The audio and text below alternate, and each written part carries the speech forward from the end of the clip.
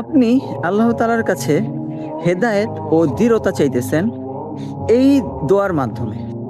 আল্লাহুম্মা ইন্নী আসআলুকাল হুদা ওয়াস সাদাত। হে আল্লাহ, আমি তোমার কাছে চাই হেদায়েত ও দৃঢ়তা। হেদায়েত এত বড় একটা আল্লাহর দেয়া রহমত ও নিয়ামত, যেটা আপনি আর আমি একবার পেয়ে গেলে আপনার আর আমার দুনিয়ার এবং আখিরাতের সকল বিষয়ের উপরে ঈমান আনা একেবারে সোজা হয়ে যাবে এবং হেদায়েতপ্রাপ্ত মানুষই হবে জান্নাতি। তাহলে কার না প্রয়োজন জান্নাতে যাওয়ার, কার না প্রয়োজন হেদায়েত প্রাপ্ত হওয়ার।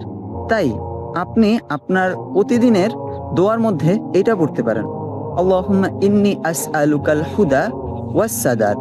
হে আল্লাহ, আমি আপনার কাছে চাই হেদায়েত ও দৃঢ়তা। আপনি এই দোয়ার মাধ্যমে আল্লাহ তাআলার কাছে হেদায়েত চাইতেছেন। আপনি দুনিয়ার সবচেয়ে উত্তম এবং সবচেয়ে কল্যাণকর জিনিসই আল্লাহ তাআলার কাছে চাইতেছেন, যেটা হচ্ছে হেদায়েত। তাই আপনি আপনার প্রতিদিনের দোয়ার মধ্যে এটা পড়তে পারেন।